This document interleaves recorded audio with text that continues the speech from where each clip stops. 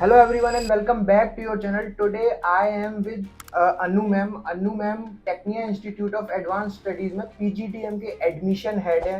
आज काफ़ी सारे क्वेश्चंस लेके आया हूँ, क्यों इस कॉलेज में एडमिशन लेना चाहिए, प्लेसमेंट्स को लेके, फीस स्ट्रक्चर, स्कॉलरशिप और फीस में क्या क्या इंक्लूड है और क्या क्या मिलने वाला है इस कॉलेज में। आइए मैम से थोड़ा सा समझने की कोशिश करते हैं। Ma'am welcome to our channel.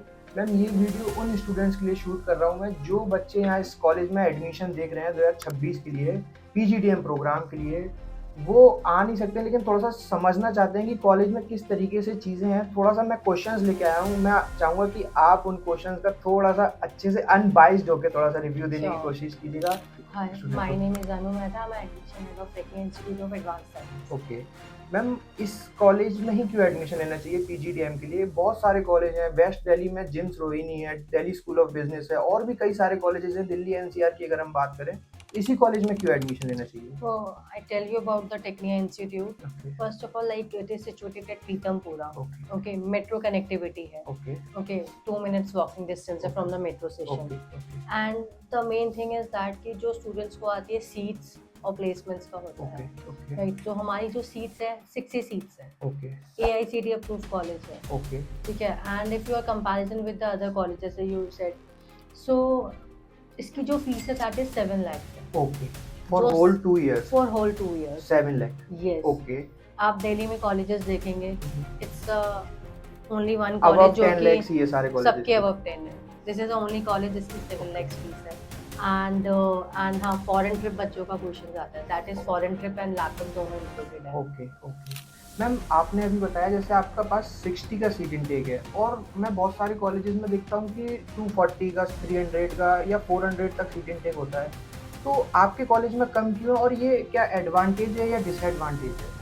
देखो हम भी यार लाइक हमारा खुद का लाइक एमबीए भी है हमारे पास तो एमबीए में हमारी 60 सीट्स है ओके ठीक है तो हमारा जो एमबीए है वो आईपी यूनिवर्सिटी से ओके सो हमारे पास ये पीजीडीएम में 60 सीट्स है like we are not like तो हमें क्वालिटी स्टूडेंट्स चाहिए तो we Okay. Are work on the quality not Okay. Quantity okay 60 seats है प्लेसमेंट्स हमारा Okay. हमारा एवरेज पैकेज हमारा 8 lakhs है एंड Okay. मिनिमम 4.5 से कंपनी आती नहीं है ओके Okay. ओके और जो हाईएस्ट गया है हमारा 13 lakhs का गया है ओके मैम, आपने अभी बताया आपका कॉलेज एआईसीटी अप्रूव्ड है। राइट बहुत सारे बच्चों की डिमांड होती है, उनको आगे चल के पीएचडी करनी है या फॉरेन में एमएनसी देख रहे हैं या फॉरेन में उनको सेटल होना है। तो क्या इस डिप्लोमा की फॉरेन में वैल्यू होती है? क्योंकि मैंने जहाँ तक सुना है कि अगर कोई कॉलेज एआईयू से अप्रूव्ड है that means their PGDM diploma is equivalent to MBA degree. Right तो क्या यहाँ बच्चों को इशू आने वाला है अगर एआईयू अप्रूव नहीं है?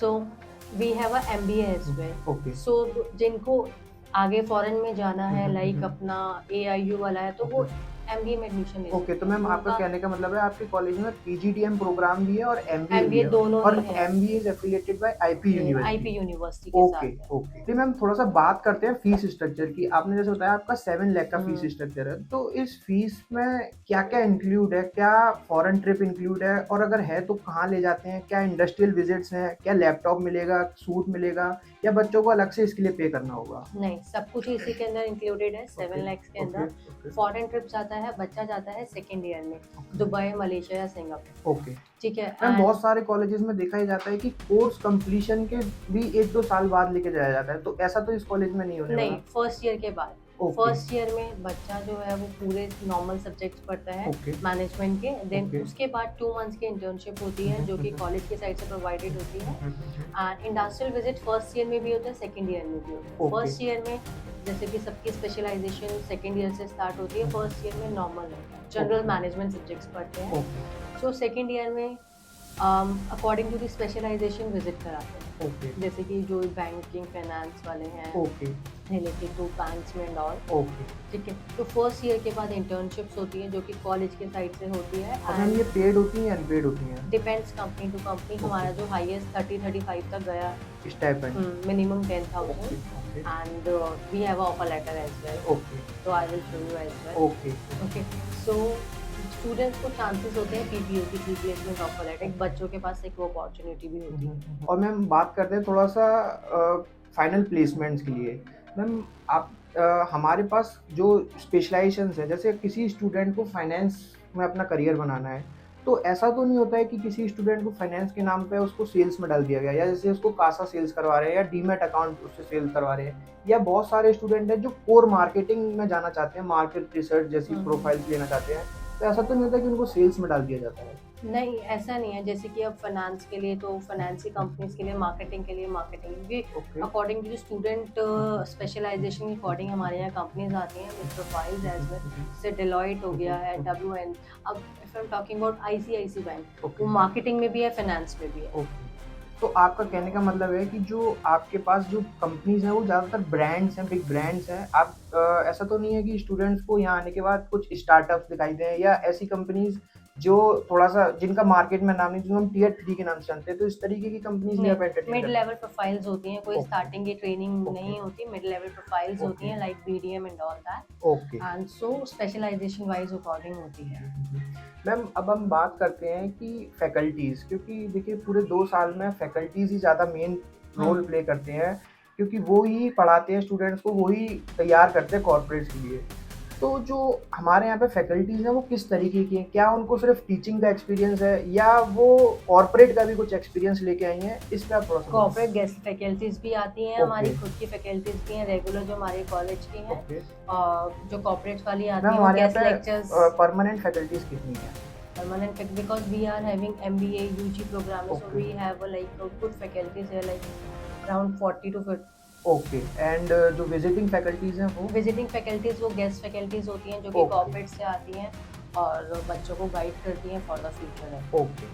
मैम जैसे काफ़ी स्टूडेंट्स का डाउट आता है, जैसे आपने अभी फीस स्ट्रक्चर बताया था 7 लाख का, तो अब जैसे किसी स्टूडेंट की प्रोफाइल अच्छी है, जैसे कि उसका 10-12 ग्रेजुएशन या कैट में अगर थ्रू आउट 60% 70%, तो उन स्टूडेंट्स के लिए जो डिजर्विंग कैंडिडेट हैं, तो कुछ आपने स्कॉलरशिप भी रखी हुई है? Yes, we have merit cum basis scholarships Okay. like 10, 12 and graduation 60 above, okay. and students, if student has given any entrance exam like CAT, MAT, JAT, CMAT, तो उसमें अच्छा है तो merit based scholarships हमारे यहाँ अवेलेबल। मैम अब हम last की तरफ चलते हैं।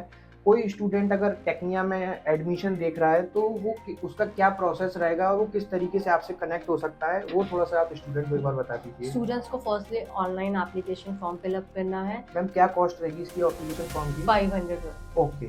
ओके। सो ऑफलाइन भी फिल कर सकता है, ऑनलाइन भी बहुत Okay. Options are available. Then उसके बाद इंटरव्यू राउंड होता है। ओके। इंटरव्यू राउंड के बाद सिलेक्शन होता है।